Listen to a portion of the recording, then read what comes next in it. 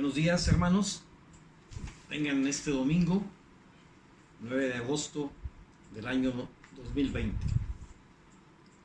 Este domingo vamos a estudiar, analizar dos temas muy importantes.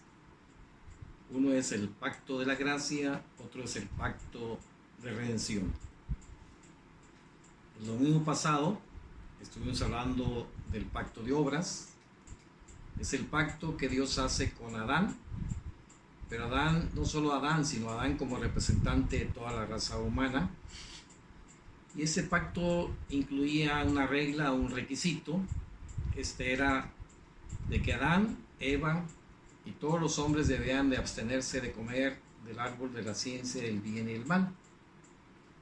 El castigo por desobedecer esta regla era la muerte, o es la muerte. Decíamos el domingo pasado que la muerte en la Biblia se refiere a la muerte física, a la muerte espiritual y a la muerte eterna. Todos sabemos que Adán y Eva pecaron, desobedecieron la regla del pacto. Por lo tanto, ellos y nosotros nos merecíamos el castigo de la muerte. Pero ¿qué pasa si Adán y Eva hubieran obedecido este pacto, hubieran obedecido esta regla? Pues la promesa de este pacto de obras era la vida eterna. Inmediatamente antes de que Dios le dijera a Adán, que iba a trabajar el resto de su vida siempre con el sudor de su frente y que con dificultades iba a comer el pan diario y que Eva con dolor daría luz a sus hijos. Antes de que Dios declarara esos castigos a Adán y Eva, Dios pronuncia unas hermosas palabras de esperanza para la humanidad. Y Dios, teniendo como testigos a Adán y Eva, pero también a Satanás y posiblemente a todos los ángeles del cielo, pronuncia las palabras que tienen esperanza y que nos dan esperanza a toda la humanidad. Y pondré enemistad entre ti y la mujer, y entre tu simiente y la simiente suya. Esta te herirá en la cabeza y tú le herirás en el calcañar, dice Génesis 3:15. La simiente de la mujer se refiere al Redentor de los hombres, de las mujeres, a Jesucristo, el Hijo de Dios, que iba a nacer de una virgen y que nació de una virgen y que ahora está sentado a la diestra de Dios Padre, y el cual intercede por los que hemos creído en su nombre. Dios estaba profetizando entonces con estas palabras que enviaría a un Redentor, que enviaría a un mediador entre Dios y los hombres, y que enviaría un Salvador. Conforme leemos el Antiguo Testamento y cada capítulo que leemos y avanzamos en su lectura, nos damos cuenta que Dios cada vez más va clarificando o haciendo más explícitos las características de la venida del Redentor a esta tierra. ¿Dónde nacería? ¿Cómo nacería? ¿Cuál sería su genealogía? Es lo que Dios, a través de todo el Antiguo Testamento, nos empieza a comunicar. Al rey David le dice que de la descendencia de David nacería un rey que se sentaría en el trono de David, pero que este trono sería eterno, refiriéndose entonces al Señor Jesucristo. Sabemos que el Señor Jesucristo es hijo de David en cuanto a la sangre, y David hijo de Isaí, Isaí hijo de Judá. Pero también Dios va revelando los atributos morales y espirituales que tendría este Redentor. Y además, el Antiguo Testamento nos va revelando las promesas y bendiciones que Jesucristo traería a los que creyéramos en Él. Esas promesas y a esas bendiciones los teólogos le han llamado las promesas del pacto de la gracia. Entonces, el pacto de la gracia es un pacto que Dios hizo y que es un pacto que Dios sostiene con todos los hombres pecadores, incluyendo a Adán y Eva. Pero a diferencia del pacto de obras, este pacto tiene un mediador, que es Jesucristo, el Hijo de Dios. Pero también Jesucristo, el Hijo de Dios, es un fiador en este pacto. Jesucristo como fiador va a cumplir y cumplió la ley por nosotros. Como fiador recibió el horrible castigo que estaba destinado hacia nosotros, y como fiador también intercede ante el Padre, y su sacrificio, su muerte, su resurrección y esa obra que hizo Jesucristo es para perdón de pecados.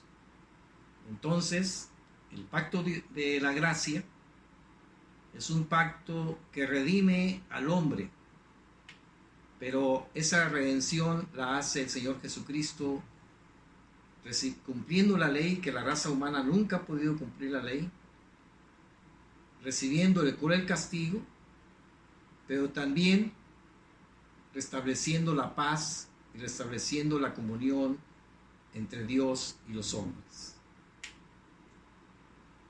Como todo pacto, hay reglas, hay requisitos. El requisito que Dios establece para que podamos adherirnos a este pacto es la fe. La fe significa creer en Jesucristo, el Hijo de Dios. Pero a raíz del pecado es imposible que los humanos y que las personas tengamos fe. Pero aquí viene lo hermoso de este pacto.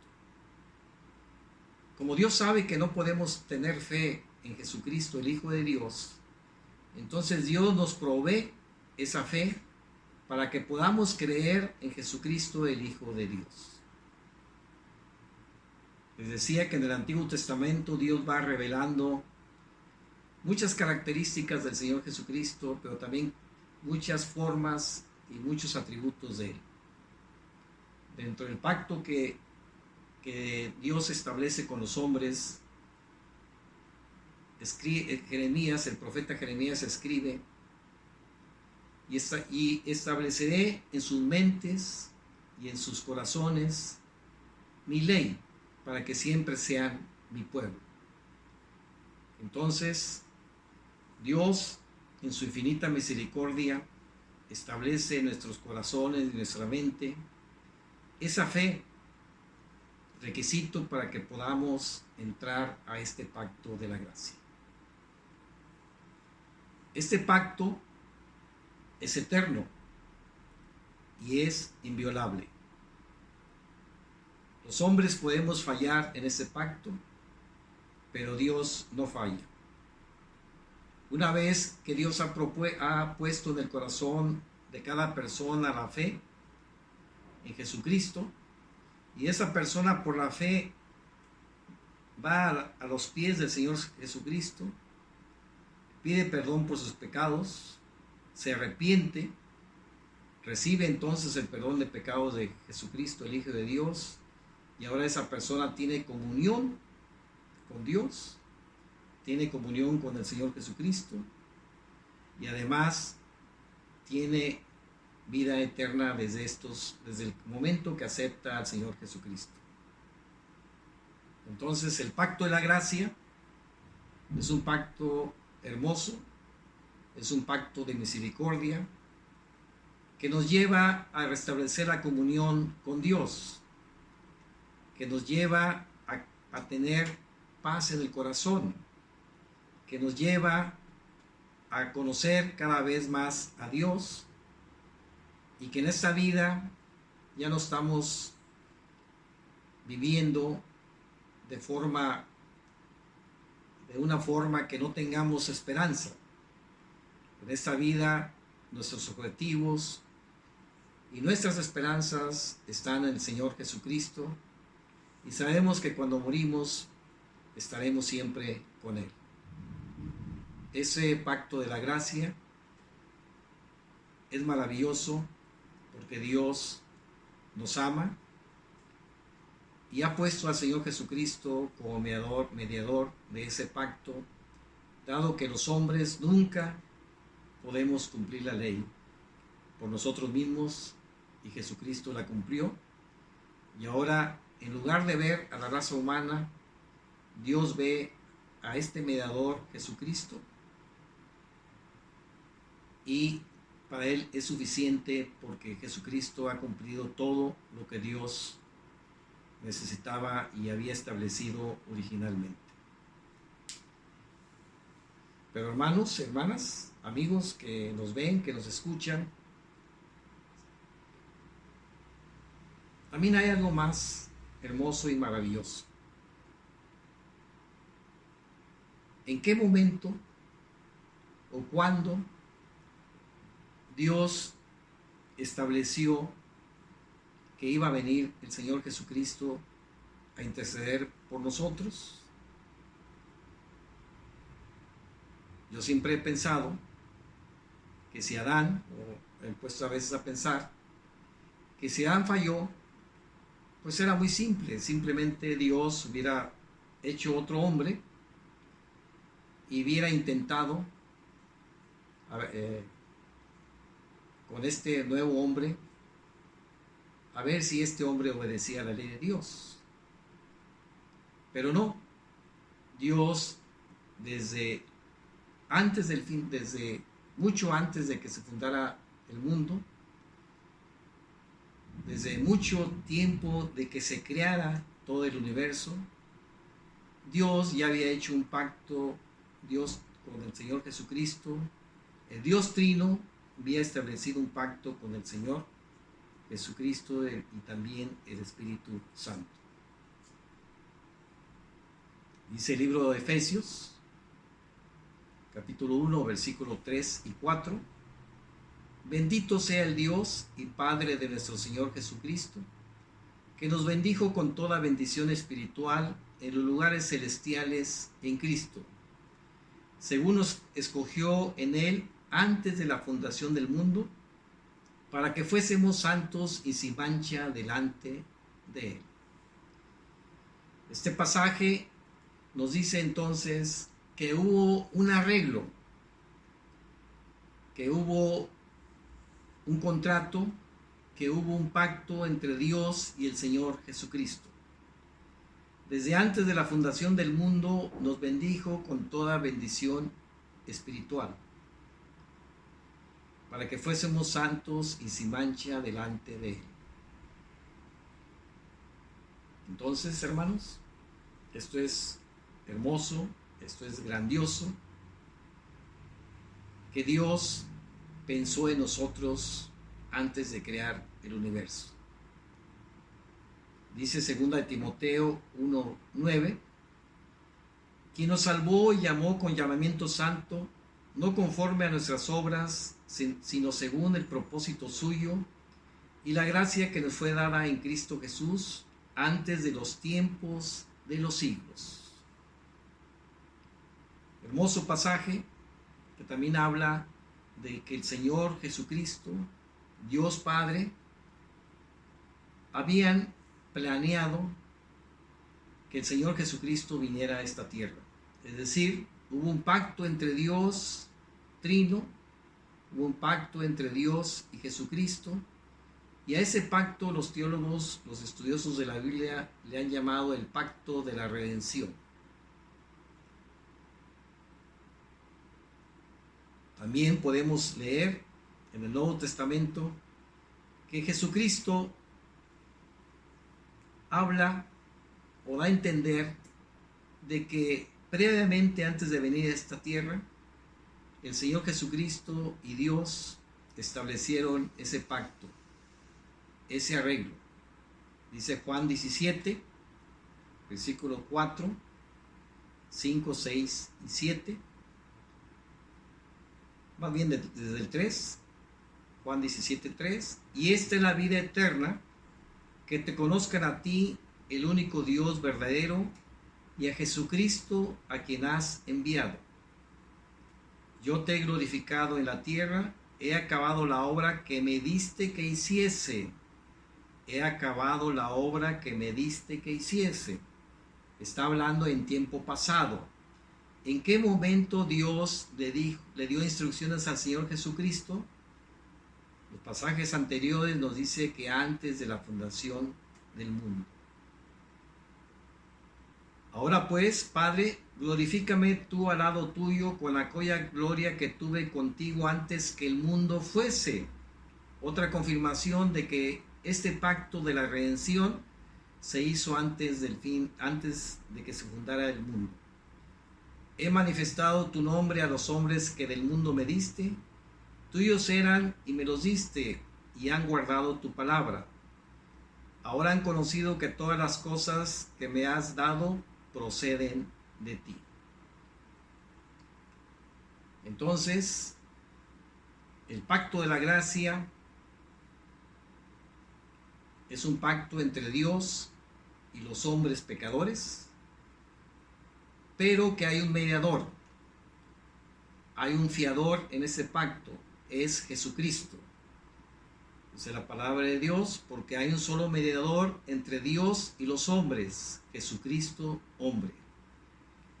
Jesucristo, el fiador, cumple la ley por nosotros, es castigado en lugar de nosotros, muere y resucita para que nosotros tengamos perdón de pecados, para que toda persona que crea en el sacrificio tenga perdón de pecados y vida eterna. Ese es el pacto de la gracia. El requisito es la fe. Pero decíamos que la fe por sí sola, la fe en Dios por sí sola no viene de forma natural a los hombres pecadores. Esa fe tiene que ser implantada en el corazón, en la mente por Dios mismo. Y Dios lo hace de esa forma. Eso es lo maravilloso de este pacto. Eso es lo hermoso. Que Dios nos da la fe para que nosotros podamos creer en Jesucristo, el Hijo de Dios. Ese es el pacto de la gracia. La promesa de ese pacto de la gracia, lo decíamos, es la vida eterna. Son muchas promesas y bendiciones. Es la vida eterna, el perdón de pecados, la comunión con Dios en esta vida temporal y tener paz en el corazón, tener gozo en el corazón. El pacto de la redención es el pacto que Dios hizo antes de la creación de todas las cosas entre Dios y el Señor Jesucristo. En ese pacto se estableció que Jesucristo iba a venir a morir por nosotros. Pero aunque no habíamos nacido, eso es lo hermoso de esta palabra, aunque no habíamos nacido, Dios como quiera nos bendijo con toda bendición espiritual en los lugares celestiales y nos llamó con llamamiento santo mucho antes de que hayamos nacido. Ya estábamos en los planes de Dios, estar en este mundo, y ya estábamos en los planes de Dios, que Jesucristo iba a venir, nos iba a implantar la fe en el corazón e íbamos a ser hijos de Dios. Es maravilloso la palabra de Dios. Esto nos debe llenar de una confianza y una fortaleza, tal cual que aunque estamos padeciendo los problemas, las dificultades por ser pecadores, pero esta palabra nos debe llenar de esperanza.